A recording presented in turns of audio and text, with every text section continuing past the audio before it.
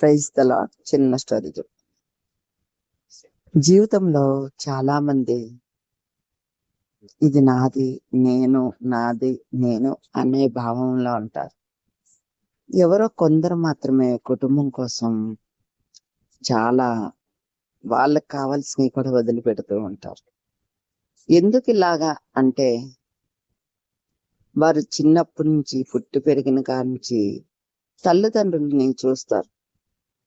తల్లిదండ్రుల్లో ఎవరో ఒక్కరు ప్రాబ్లం ఉన్నా, ఇంకొకరు మంచిగా ఉన్నా కుటుంబం కోసం మిగతా వాళ్ళు ఎలా పాటుపడుతున్నారో చూస్తారు. అందుకే కుటుంబం కోసం వాళ్ళు చాలా కష్టపడతారు. చాలా కష్టపడి పని చేస్తారు. వాళ్ళకంటూ ఏది ఆలోచించరు. అలా జీవితం అంతా కష్టపడి బతికే వాళ్ళు ఎందులో ఓడిపోరు. ఓడిపోయారు అనుకుంటారు కానీ ప్రతి ఒక్కరి మనస్సులో గెలుచుకుంటారు. చూసారా? ఎప్పుడు నేను నేను నేను అని సంపాదించుకుంటాడే డబ్బుని మాత్రమే సంపాదిస్తాడు, మనుషులని కాదు. ఎప్పుడు ఇతరుల కోసం జీవిస్తాడే తను మాత్రం మనుషుల్ని సంపాదిస్తాడు, డబ్బుని కాదు.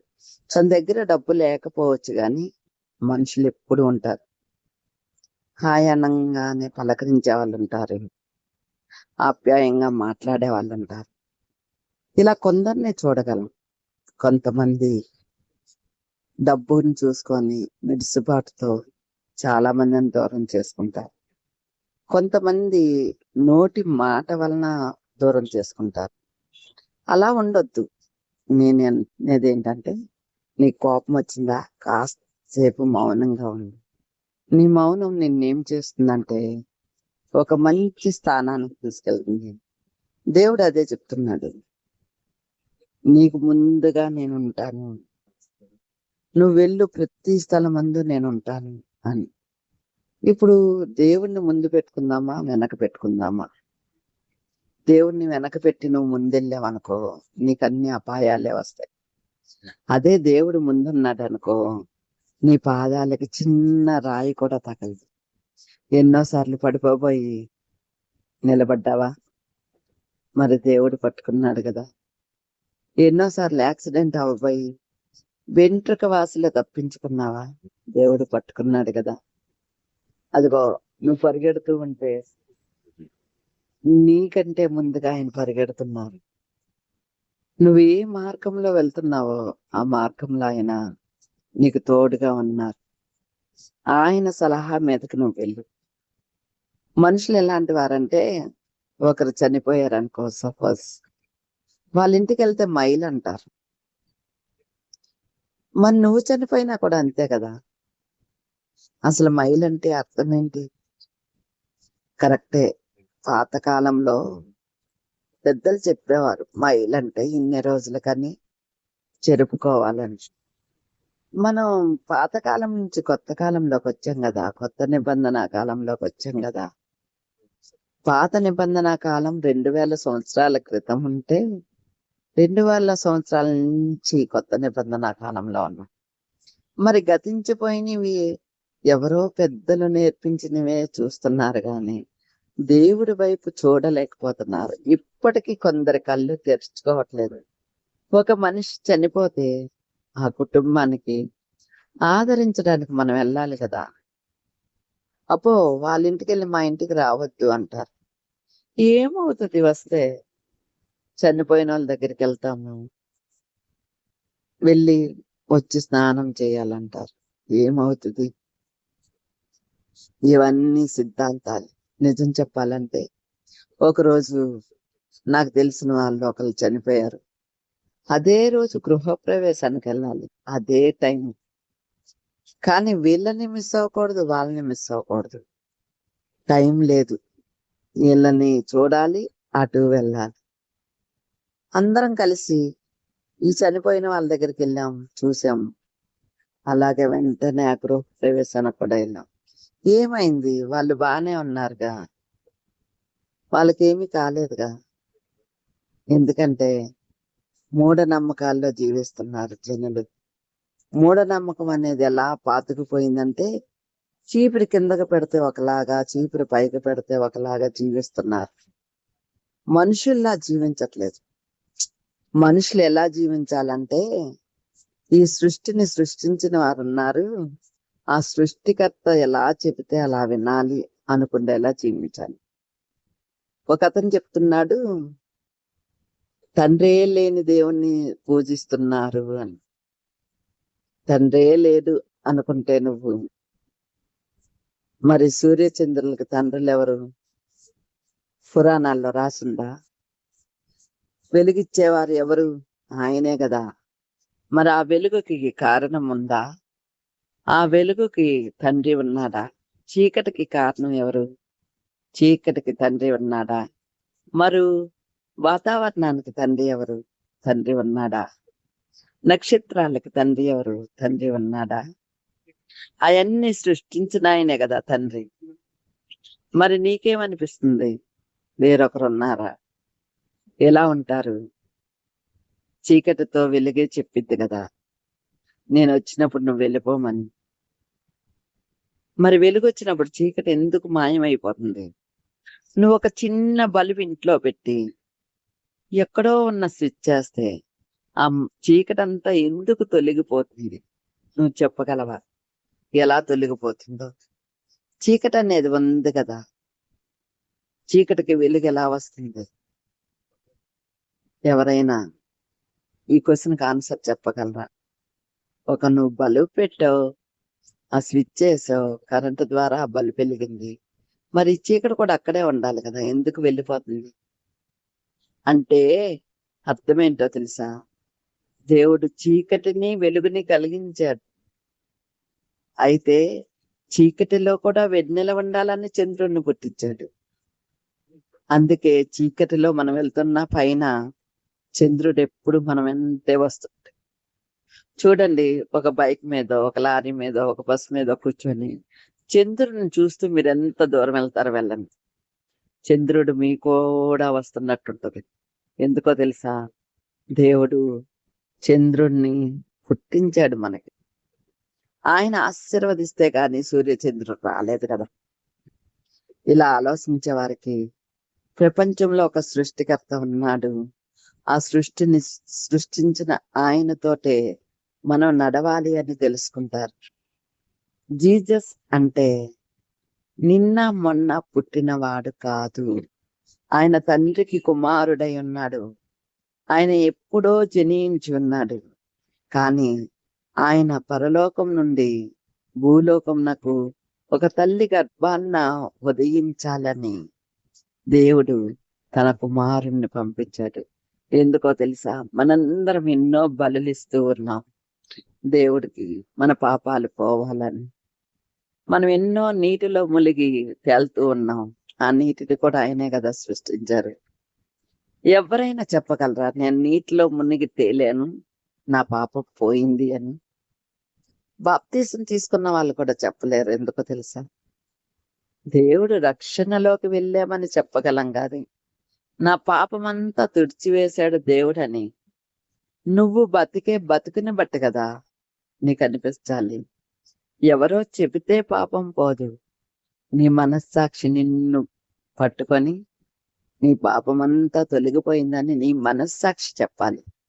ప్రతి మనిషికి దేవుడు మనస్సాక్షిని ఎందుకు పెట్టాడో తెలుసా?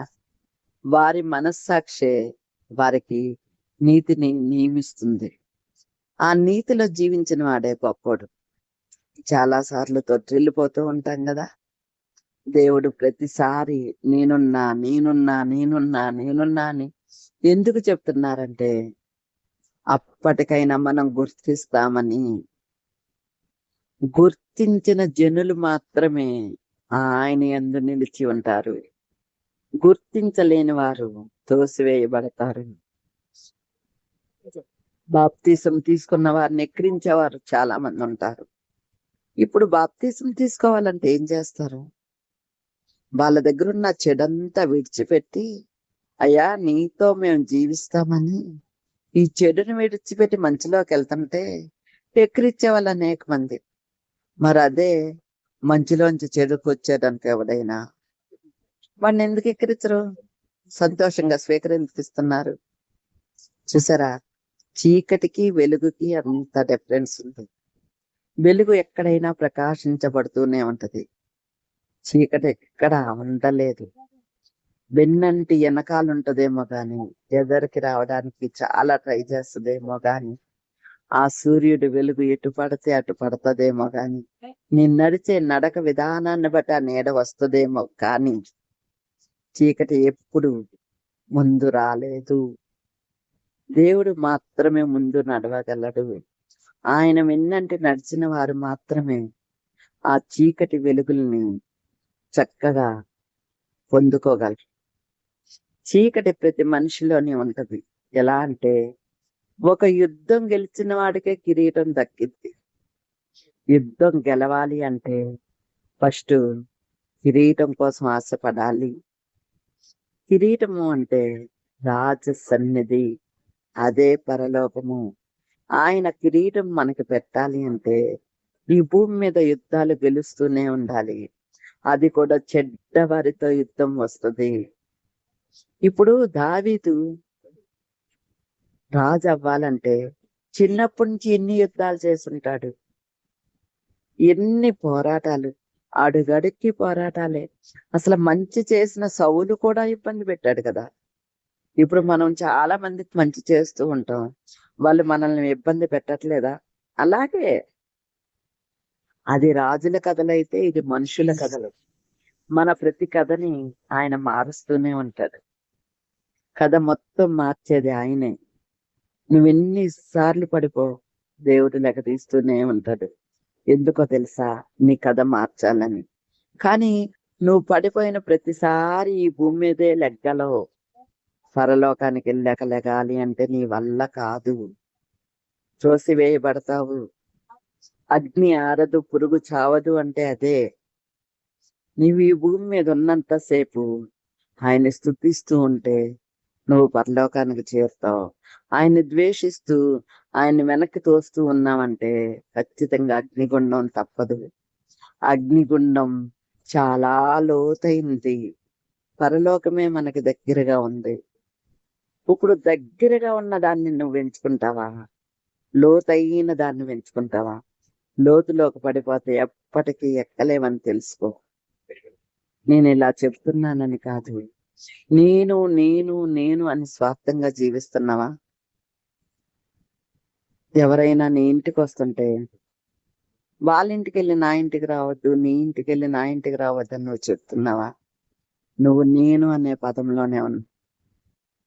అది కాదు. ఏమవుతుంది? మహా అయితే కష్టం వస్తుందా? అడు. ప్రతి చిన్న కష్టంలోని సంతోషం ఉంది కదా. ఇప్పుడు పొద్దున్నే లేచి పనికి వెళ్తావు, నీ కష్టార్జితం నువ్వు తెచ్చుకొని నువ్వు కడుపు నిండా భోంచేసేటప్పుడు సంతోషంగా తినవా? సంతృప్తి పొందవా? ఇది అంతేగా. ఒక కష్టం వెనకాల మనకు సంతోషం ఉంది కదా. దేవుడు నిర్ణయించిన కాలంలోనే నీకంతా మంచి జరుగుతుంది. దేవుడిని ముందు పెట్టుకొని నువ్వు నడుస్తూ ఉండు.